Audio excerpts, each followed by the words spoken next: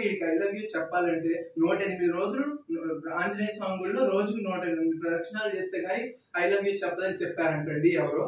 అందుకనే చేస్తున్నారండి. అంటే మరి దానికి అక్కడికెక్కడికో ఎందుకురా, మన ఇంటి పక్కన ఒక ఆంజనేయ స్వామి గుడి ఉంది కదా అడిగాను. అప్పుడు మా కొడుకు మళ్ళీ అన్నాడు, అక్కడెక్కడో అదే మన ఇంటి పక్కన ఆంజనేయ స్వామి గుడి కాదంటండి, ఫలానా ఆంజనేయ స్వామి గుడిలోనే ప్రదక్షిణాలు చేయాలంట. ఏంటి, హయత్ నగర్ లో ఆంజనేయ స్వామి, హిమాయత్ నగర్ లో ఆంజనేయ స్వామి ఉంటాడా? అసలు అలా ఉంటే దేవుడు అవుతాడా?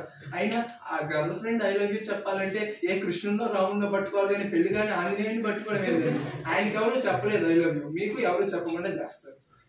నెక్స్ట్, మన జనరల్ గా మనుషులు త్రిపురాసురులు అంటే ఎవరో అడుగుతూ ఉంటారు. త్రిపురాసురులు అంటే ఎవరో కాదమ్మా, మన గుండెల్లో ఉండే సత్వగుణం, రజోగుణం, తమోగుణం. సత్వగుణం అంటే మరీ మంచిగా ఉండవు. మంచితనానికి చేతకానితనానికి తేడా ఉందమ్మా, గుర్తుపెట్టుకోండి. రజోగుణం అంటే రాజకీయం, పోటీతత్వం, పక్కనోడితో పోటీ పడడం, ఈ గుణం.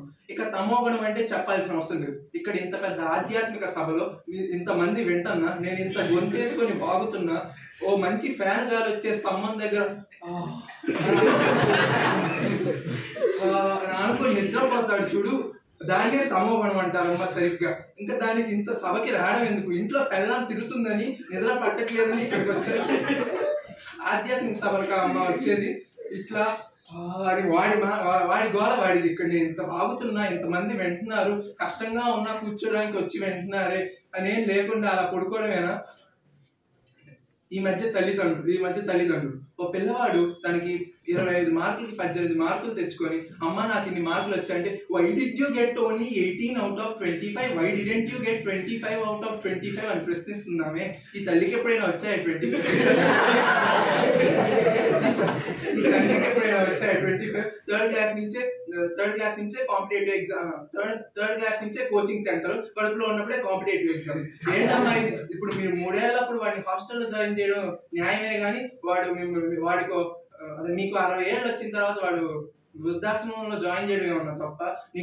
నీకు మార్కులు తక్కువ వస్తున్నాయి, నువ్వు టీవీ బాగా చూస్తున్నావు అనేస్తాం. టీవీ చూడడం ఏమన్నా తప్ప అమ్మా? చూడకూడని ప్రోగ్రామ్స్ ఉంటే ఉండొచ్చమ్మా, కానీ చూడవలసినవి చాలా ఉంటాయి. సినిమాలు కూడా అంతే, చూడవలసిన విధానంలో చూస్తే చాలు. మా ఇంట్లో లెక్క నెలకి 2 సినిమాలకి వెళ్లాల్సిందే. మా పిల్లలు తీసుకెళ్ళకపోతే నేనే అడుగుతా, ఏంట్రా సినిమాలు చూపించట్లేదు? వాళ్ళు ఆనందిస్తారు, ఆనందంగా తీసుకెళ్తారు. ఇప్పుడు పోకిరి సినిమా చూడాలి అంటే, యాక్చువల్గా ఇది అతడు సినిమా వచ్చింది, ఆయన పోకిరి అన్నారు. పోకిరి సినిమా చూడాలి. పోకిరి సినిమాలో మహేష్ బాబు వాళ్ళ ఫ్రెండ్ ఇద్దరు కిరాయి గుంటారు, ఇద్దరు పరిగెడతా ఉంటారు. వెనకాల వీడిని పట్టుకోవడానికి ఇద్దరు వస్తూ ఉంటారు. సడన్ గా దర్శకుడి ప్రతిభ అక్కడ ఒక గోడను పెట్టారు. వెంటనే ఇంకా మహిళా ప్రేక్షకులకైతే చెప్పక్కలు, అమ్మో మహేష్ బాబు దొరికిపోతాడేమో వెంకటేశ్వర స్వామి మొక్కేస్తారు.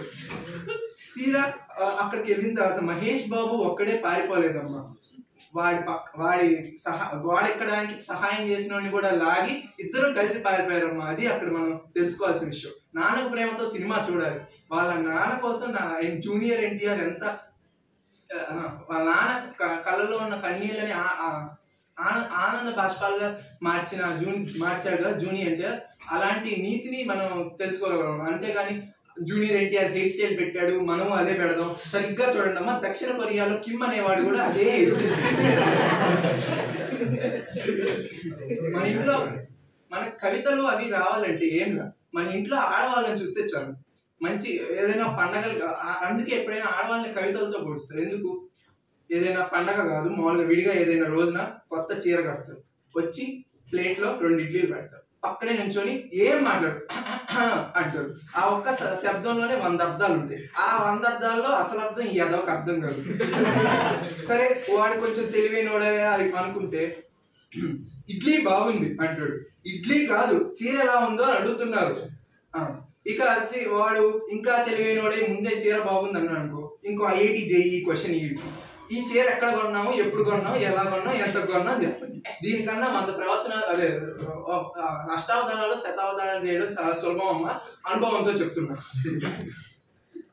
ఇంకా ఈ ప్రశ్నకు సమాధానం చెప్తే చాలు, ఇంకంతే. ప్రపంచంలో ఉన్న వాళ్ళు అందరికన్నా గొప్పవారు మీరే. ఈ మధ్య పిల్లలకు అసలు మనుషుల్లో సాటిస్ఫాక్షన్ అనేది ఉండట్లేదమ్మా. ఇప్పుడు ఒక పిల్లాడు ఉన్నాడు, పొద్దున్న లేచిన దగ్గర నుంచి వాళ్ళ పేరెంట్స్ ఏంటి, మా వాడికి చదువు రావట్లేదండి. సరే తీరా చదువు వచ్చింది. మా వాడికి మంచి ర్యాంక్ రావట్లేదండి. సరే ఆ దరిద్రం కూడా వచ్చింది. నెక్స్ట్ మా పక్కింటి అమ్మాయికి ఇంకా మంచి ర్యాంక్ వచ్చింది.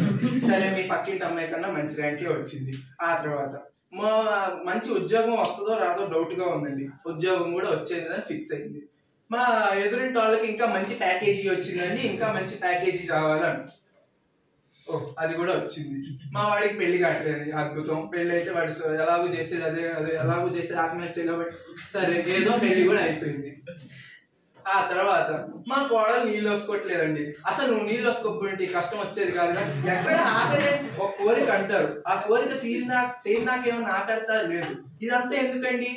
బాగా సుఖంగా బతకాలి కదండి. సుఖం ఎందుకండి అలాగండి? అసలు సుఖం ఏమిటండి అలాగండి? ఒక్కటి సమాధానం చెప్తాడో చూద్దాం. సుఖం అన్నా దుఃఖం అన్నా ఏం లేదు. మనం రెండిట్లో ఉంది కమ్ అంటే ఆకాశం, గగనం, శూన్యం అంతే. దాని పక్కన మనం సూ చేరిస్తే మంచి అవుతుంది, దూ చేరిస్తే చెడు అవుతుంది. అంతా మనలోనే ఉంది. ఒక గ్లాస్ లో సగం నీళ్లు ఉన్నాయంటే సగం నీళ్లు నిండుంది అన్నదానికి సగం గ్లాస్ ఖాళీగా ఉంది అనడానికి తేడా లేదు. మనం చెప్పే దాంట్లో మనం చూసే దాంట్లోనే ఉంటుంది. సో